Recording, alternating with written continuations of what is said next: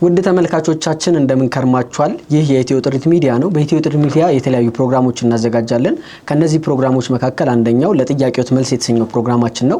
በዚህ ፕሮግራማችን እንግዲህ የኢትዮ ጥሪትን ተበዳሪ አካላትን ኢንተርቪው እናደርግ ይሆናል። ዛሬም እንግዲህ በስቱዲዮአችን አንድ እንግዳ ጋብዘናል። እንግዳችን እንኳን ደህና መጣሽ። እንኳን ደህና ቆያችሁ። እሺ፣ ጥሪያችንን አክብረሽ ወደ ስቱዲዮአችን ስለመጣሽ ከልብ እናመሰግናለን። እኔም በጣም አመሰግናለሁ። እሺ፣ ስምሽን ለተመልካቾቻችን ብታስተዋውቂ። ስሜ መሰረት እባላለሁ። የኢትዮ ጥሪት አባል ነኝ። መልካም። እንግዲህ ወደ ኢትዮ ጥሪት የመጣሽበትን አጋጣሚ እንዲህ ወደ ኋላ መለስ ብለሽ ብታስታውሺ። ኢትዮ ጥሪት በማህበራዊ ሚዲያ መከታተል ነበረ ብዙ ጊዜ ያለው። ተጨማሪ ደግሞ ባለቤቴም ያወራል ብዙ ጊዜ ይሰማል። ከጓደኞቹ የኢትዮ ጥሪት አባል ነበር። እሱ አባል አልነበረም። ይሰማል ውጭ ላይ ብዙ ጊዜ ሲያወራ በቃ ለምን እዛ አንጀምርም አለኝ። ሌላ ቦታ እንደውም 2 ቦታ ጀምረን ነበር እና እዛ ያለውን ገንዘብ አውጥቼ ነው ወደዚህ ያመጣሁት።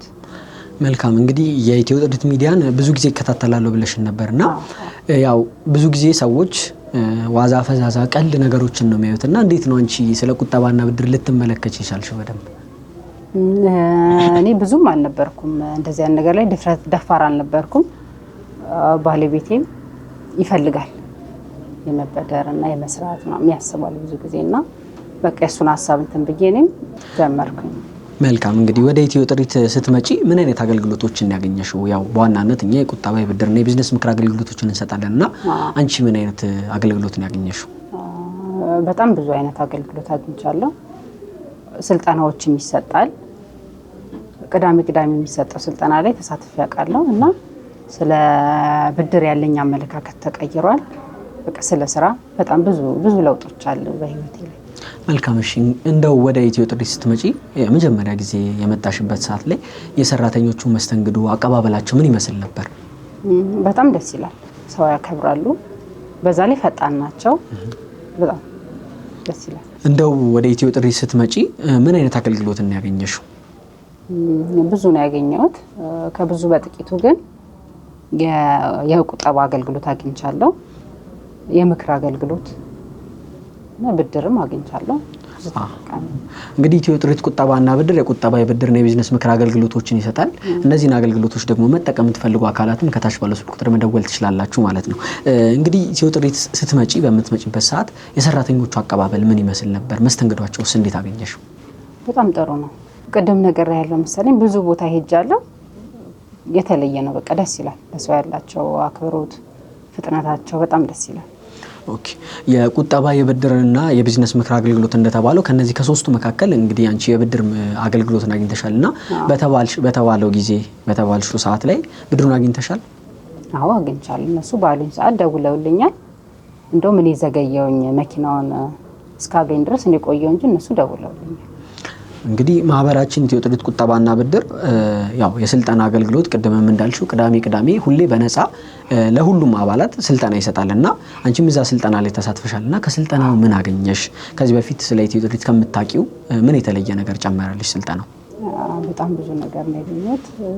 ስለ ብድር ያለኝ አመለካከት በጣም ተቀይሯል። በፊት ብድር በጣም ፈራ ነበረ እና እንትኑ ነው የማየው ብዙ ጊዜ እኔ ማገኘውን ጥቅም ሳይሆን ይሄ ወለድ ምናምን የሚባለው ነገር በጣም ፈራ ነበረ። ግን በቃ መስራት ነው። መልካም።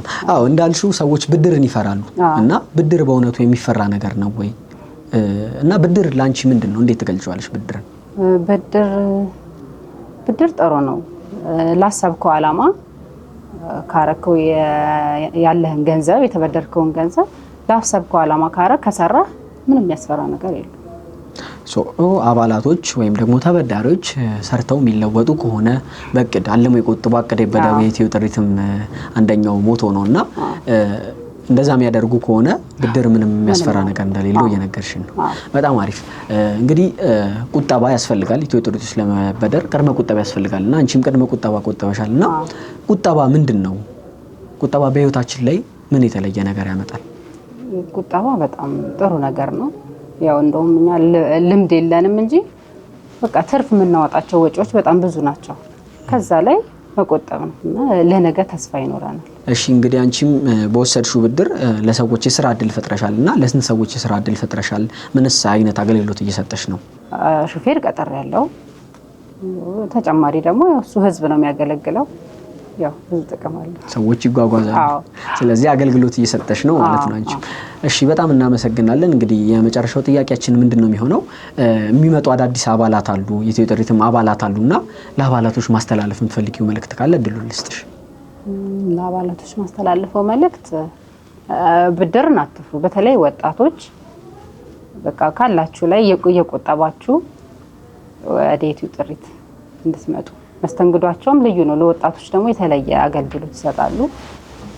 ኑናምና በጣም እናመሰግናለን። እንግዲህ የኢትዮ ጥሪት ራዕይም ለወጣት ስራ ፈጣሪዎች የመነሻና የንግድ ማስፋፊያ ካፒታል አቅርቦ ህልማቸውንና ተስፋቸውን እውን በማድረግ የበለጸገ ማህበረሰብ ማየት ነውና ወጣቶችን በደንብ እናግዛለን። ያው ጥሪሽንም በጣም እናመሰግናለን። እኔም አመሰግናለሁ። እሺ ስለመጣሽና ይሄን ቃለ መጠይቅ አብረን ስላደረግን ከልብ አመሰግናለሁ። እሺ እንግዲህ ተመልካቾቻችን የዛሬው የጥያቄዎት መልስ ፕሮግራማችን ይህን ይመስል ነበር። ፕሮግራሙን ወደ እናንተ ሳደርስ የነበርኩት እኔ ሚኪያስ ዝናቡ ከመላው የስቱዲዮ ባለሙያዎች ጋር ነበረ። እንደዚህ አይነት መሰል ፕሮግራሞች እንዲደርሳችሁ ሰብስክራይብ በማድረግ ቤተሰብ ይሁኑ። በቀጣይ ሳምንት እስከምንገናኝ መልካም ሳምንት።